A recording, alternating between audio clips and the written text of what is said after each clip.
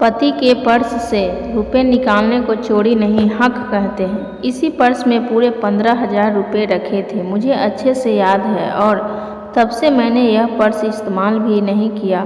फिर इसमें से लगभग 5,000 रुपये कहाँ गए? पर्स को अच्छे से देखने के बाद वैशाली परेशान होकर खुद से ही बातें कर रही थी।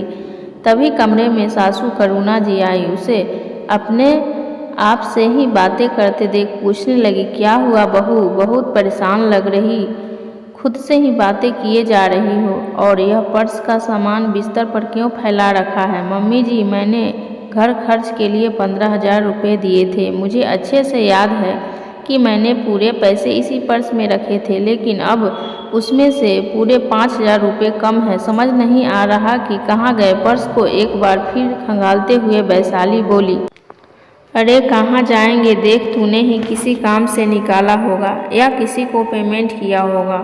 करुणा जी पर्स को लेकर खुद चेक करने लगी। नहीं मम्मी जी, मैंने किसी को नहीं दिया और फिर वीरेन ने 15,000 कल ऑफिस से आने के बाद दिया। तब से मैंने ना बाहर गई ना ही किसी को पेमेंट किया। पूरी अलमारी देख ली लेकिन रुपये कहीं नहीं हैं। वैशाली अब बहुत ज़्यादा परेशान हो गई। बहू परेशान न हो, घर में ही होंगे, मिल जाएंगे। वैशाली को करुणा जी ने सांत्वना तो दे दिया लेकिन खुद ही परेशान हो गई। मम्मी जी, गीता कामवाली के आने का समय हो रहा है, मैं बच्चों को बेड ठीक करके आती हूँ। वैशाली बच्चों का कमरा ठीक कर रही थी।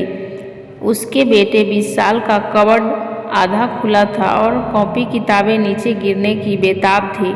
उसने जैसे ही कबर्ड को पूरा खोला तो कॉपी किताबें सब बाहर गिर गई।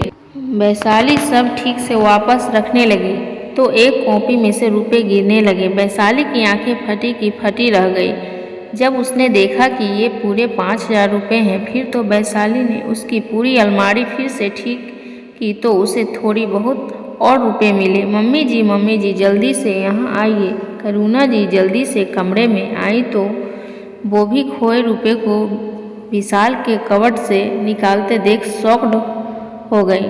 बहू, अपना विशु चोर है, उसने अपने ही घर में चोरी की।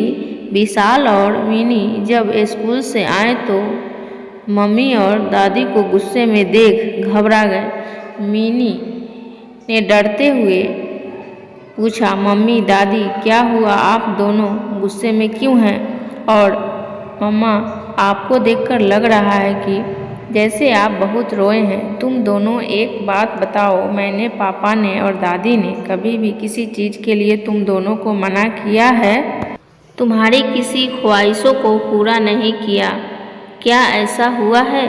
फिर मेरी परवरिश में कहाँ कमी रह गई जो विशु तुम चोर बन गए?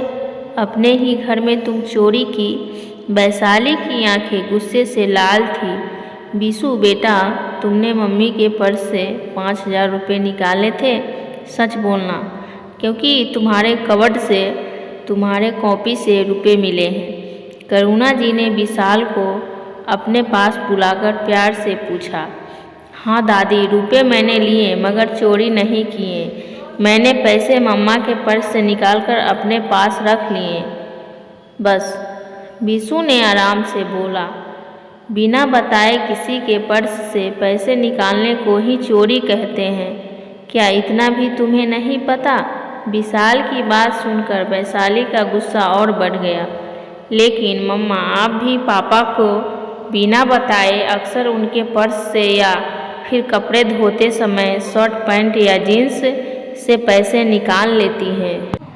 और उस दिन आप निशा आंटी से फ़ोन पर बोल रही थी कि कपड़े धोते समय पति की जेब से पैसे मिलने पर बहुत खुशी होती है, जैसे कोई कुबेर का खजाना मिल गया। और पर्स से बिन बताए कुछ रुपए निकालने को चोरी नहीं, पत्नी का हक कहते हैं। तो मैं भी आपके पर्स से 50, कभी 100 रुपये निकाल लेता था, लेकिन एक कल आपके पर्स में बहुत ज़्यादा पैसे थे तो उस वक्त जितने हाथ में आए मैंने निकाला और अपने पास रख लिया।